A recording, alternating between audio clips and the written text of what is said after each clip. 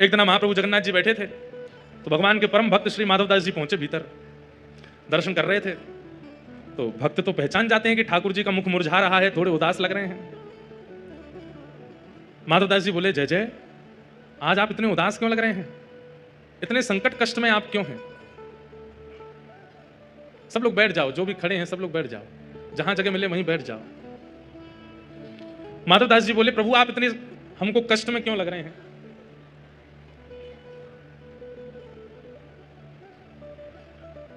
तो जगन्नाथ जी बोले, हमारा मन नहीं लग रहा। बोले, क्यों नहीं लग रहा?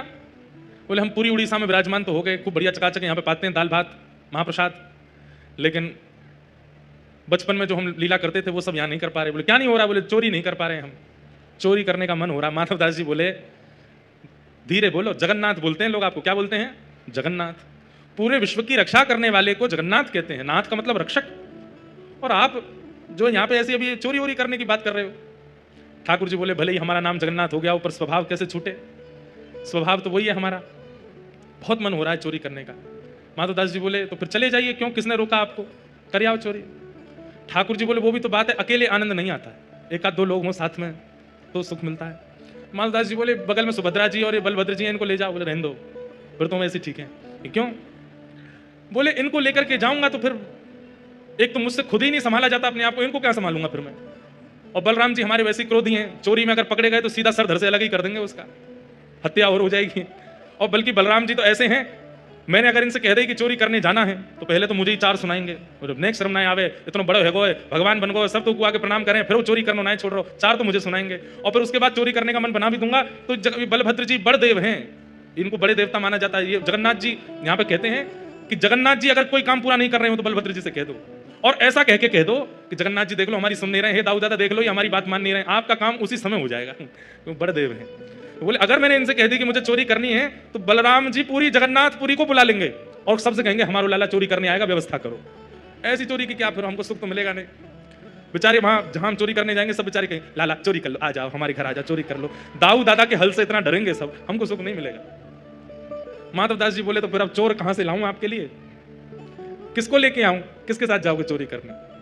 तो जगन्नाथ जी मंद मंद मुस्का के बोले, तुम बढ़िया हो, तुम चलो, तुम साथ दो तो हम कर लेंगे। माधवदास जी बोले, वयोवृद्ध शरीर है मेरा, शमशान बस कुछ ही दिन दूर रह गया है मुझसे, हाथ पांव में लकड़ियां, ये हाथ कांपते हैं, पैर कांपते हैं, क्या वयोवृद्ध बूढ़े आदमी के संग क्या चोरी करोगे आप? ठाकुर जी बोले, वो सब हम करवा लेंगे, तुम बस हाँ कर दो। माधवदास जी बोले, नियम तो बता दो, हमने कभी चोरी करी नहीं, हमको पता नहीं है। तो जगन्नाथ जी बोले, सबसे पहला नियम। बोले, क्या? फुर्ती रखनी है, लेकिन फुर्ती में आवाज नहीं करनी है। मतलब गति तो तेज हो, पर जैसे हम चलते हैं तो हमारे पैरों की आवाज आती है, हाथों की आवाज आती है, कपड़ों की आवाज आती है, आवाज नहीं आनी चाहिए। फुर्ती भी हो और आवाज ना हो, पहला नियम। और दूसरी बात, पलके नहीं झपकनी, नेत्र खोल कर रखने, कान खोल के रखने, ध्यान रखना कहीं से कोई आ नहीं जाए। बोले, अच्छा, और कोई नियम? बोले, ये दो तुम निभा लेना, बाकी मैं संभाल लूंगा, चलो। माधवदास जी बोले, कहां जाएंगे चोरी करने? कौन गोपी? यहाँ कौन गोपी के यहाँ जाओ? बोले, गोपी वोपी के यहाँ नहीं जाएंगे। तो बोले, ये जो राजा हैं जगन्नाथपुरी के, इनके बगीचा में खूब सुंदर सुंदर कटहल होते हैं, और देखो ये हम हमारे लिए भोग लगाने भेजते नहीं है, हमको कटहल खाने का मन कर रहा है, कटहल की चोरी करके आएंगे।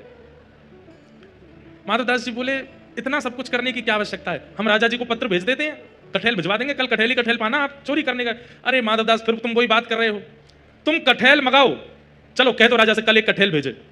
कटहल आया, बोला उसकी सब्जी बनाओ, सब्जी बनाओ, हमने पाली, अब तुम पाओ। वो पाली, बोले अब स्वाद मिल गया? बोले हाँ, अब तुम चोरी वाले कटहल का स्वाद देखना, इससे दुगना होगा। अब ये जो सुख मिला है ये फीका लगेगा उसके आगे, इसलिए अब चोरी करने चलो। माधवदास जी बोले, ठीक है। तो बोले, मैं रात में मेरे को सिंह द्वार पे मिल जाना। उस सिंह द्वार पे नहीं, दक्षिण द्वार पे मिलना।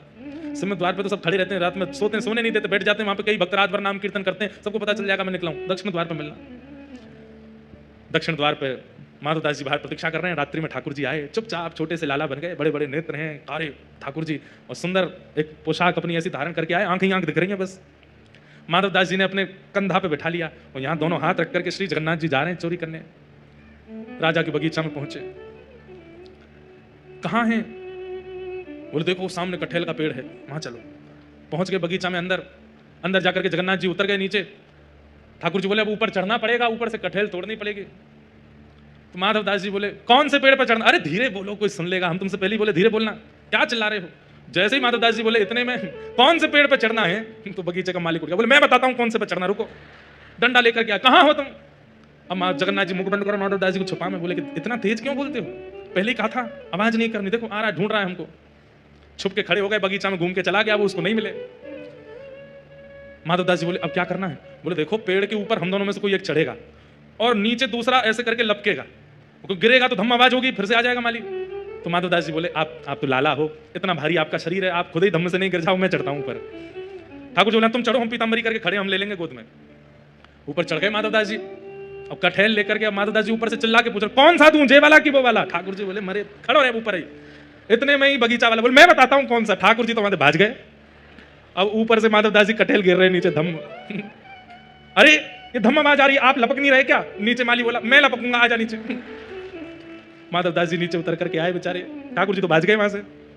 माधव दास जी जैसे ही निकल करके नीचे आए, माली ने पकड़ करके 2-4 तो डंडा दिए, उनमें हाथ पांव बांध दिए, बोले रुक जाओ तुमको बताते हैं, सुबह होगी। माधव दास जी इधर उधर देख रहे, किसको ढूंढ रहे हो? बोले एक और आए थे साथ में, उनको ढूंढ रहा हूं, हमें तो कोई नहीं दिखा। बोले वो तो अंदर ध्यान हो गए होंगे, वो कहां देखेंगे। ठाकुर जी भाज गए, सीधे मंदिर में जाके खड़े हो गए। बढ़िया है। दूसरे दिन सुबह हुई, राजा को खबर मिली कि भाई हमारे बगीचा में कोई चोर घुसे थे रात को। सुबह सुबह राजा बगीचा घूमने आता था, तो जैसे ही बगीचा में आया तो देखा माधव दास जी पेड़ से लटके पड़े हैं। राजा उनको गुरु मानता था, तुरंत आकर के अरे गुरुदेव गुरुदेव गुरुदेव ये कैसी लीला, जल्दी खोलो इनके। मालिक है इनको नहीं खोलना, ये रात में कठेल चुरा रहे थे यहाँ से। अरे हमारे गुरु जी हैं, खोलो इनको। तुरंत खोला, माधव दास जी के नेत्र सजल हैं। राजा बोले भगवान गुरुदेव ये कैसा कौतुक, आप मुझे बोल देते, मैं आपने परसों भी तो मंगवाया था, मैंने कठेल भिजवाया, आप और इच्छा थी तो मैं और भिजवा देता। माधव दास जी बोले हमारा शरीर देख करके तुमको लगता है कि हम कठेल खाते होंगे? हमारे अंग में कहीं भी आपको ऐसे लक्षण दिखते हैं? हमारी जीवा इतनी चटोरी होगी कि हमको कठेल की इच्छा हो? तो बोले हमारे जगन्नाथपुरी में सबसे चटोरे कौन है? बोले कौन है? बोले सबसे ज्यादा स्वादिगर एक ही है, महाप्रभु जगन्नाथ। उनकी इच्छा हो रही थी कि भैया बहुत बड़े हैं, हमने चोरी नहीं करी, तो चोरी करने के लिए आपके बगीचे में आए थे, कठेल की चुराई करने के लिए हमको ऊपर चढ़ाया, सबरी बात बताई, और बोले वो तो भाग गए, इसने हमको पकड़ लिया। राजा के नेत्र सजल हो गए, चरणों में गिर गए, बोले मैं कितना बड़ा भाग्यशाली हूं, महाप्रभु जगन्नाथ मेरे बगीचे पर चोरी करने आए। और उसी दिन पूरा बगीचा महाप्रभु जगन्नाथ जी के ही नाम कर दिया। बोले अभी महाप्रभु जी का ही है, अभी हमारा नहीं है, अब यहाँ जो भी सामग्री सब महाप्रभु जी की। माधव दास जी बेचारे स्नान ध्यान करके निकले, समुद्र प्रणाम करने जाते थे रोज भोर में। जैसे ही समुद्र प्रणाम करने गए, सोई दूर देखा कालिया ठाकुर ऐसे ऐसे चलते आ रहे हैं। माधव दास जी बोले बहुत बढ़िया, भाज गए थे रात को?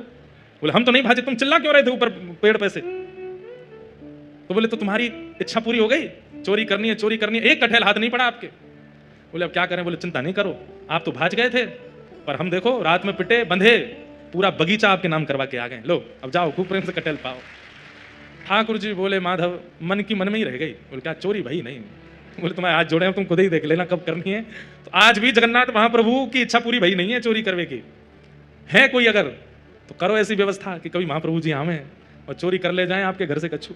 बंधुओं, अपने बगीचे के पुष्पों को इसी भाव से तैयार करो, अपने बगीचे के सुंदर फलों को भी इसी भाव से तैयार करो, अपने घर की सब सामग्री को इसी भाव से तैयार करो कि कभी महाप्रभु जी की इच्छा पूरी हो जाए, कभी उनका ये भाव पूरा हो जाए, वो हमारे घर आवे। तू है सखी बड़ भाग बड़ी, नंदलाल तेरे घर आवत है। तू है सखी बड़ भाग बड़ी, नंदलाल तेरे घर।